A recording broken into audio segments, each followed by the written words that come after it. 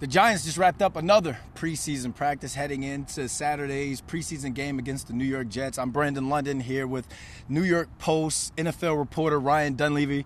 Ryan, a lot of running going on today. A little bit too much for my liking, but that's the former wide receiver in me. Speaking of wide receivers, they continue to trend in the right direction this passing game. Who still is standing out to you? It's such a deep receiver core, yeah. Brandon. I mean, Cole Beasley's not out there. Sterling Shepard wasn't out there today, and there's still weapons all over the field.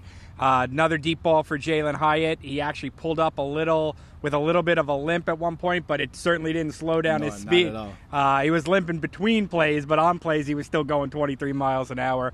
Isaiah Hodgins, shorthanded as ever. Yeah. Darius Slayton, big plays. And then Wan'Dale Robinson running off to the side. He's still on the physically unable to perform list. But if he's going to get activated, what's already a tight roster crunch before next week gets even tighter. Absolute room full of playmakers.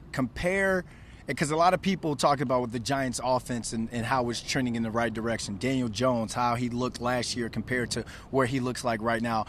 Compare that receiver group in this entire passing offense from last year to what you see right now. I don't even think you can compare it. It's so night and day to what they were last year when they were playing guys, basically because of injury, they were picking guys off the street and playing them. That's how Isaiah Hodgins became Isaiah Hodgins. Yeah. It's because all the guys they picked up off the street, he was the best one. They could totally throw the ball downfield now.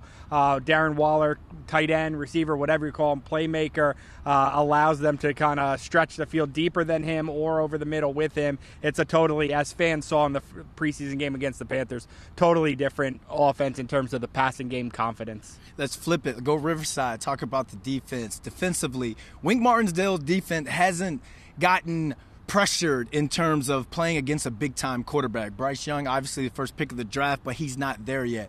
Aaron Rodgers is going to play this Saturday. If you're Wink Martindale, do you play your defensive starters while Rodgers is on the field so they can get a look at what that defense looks like against a future Hall of Fame quarterback? It's like my parents used to tell me, Brandon, just because he did it doesn't mean you have to do it, right? Yeah. And he's making a mistake doesn't mean you have to make a mistake. I think the Jets are making a mistake playing Aaron Rodgers, especially against Wink Martindale, who we know is a blitz-minded coordinator. Bill Belichick gave Wink heat last year for blitzing too much and not following the unwritten rules of being vanilla in the preseason. So he's going to send whoever's out there, whether it's the starters or the backups, O'Shane Ximenez, Timon Fox, he's going to send them at Aaron Rodgers on dropbacks. I wouldn't play my starters if I was the Giants because I don't think anybody should play their starters this close to the regular season. Yeah, after that game, you got 2 weeks until the regular season. That season kicks off.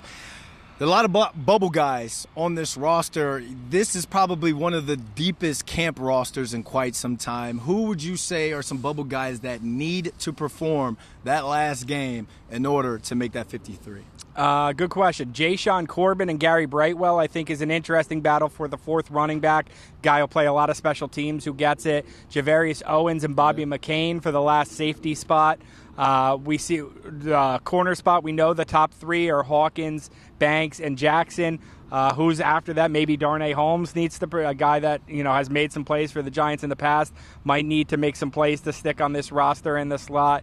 And then the offensive linemen. We know the top six is 7 Matt Peart, 8 Tyree Phillips. The second team offensive line, which will probably be the first team in this game, needs to be able to perform well. Yeah, we didn't even touch on the offensive line, but that just goes to show you how many camp battles are going on right now. We don't have enough time. For Ryan Dunleavy, I'm Brandon London. Thanks for watching.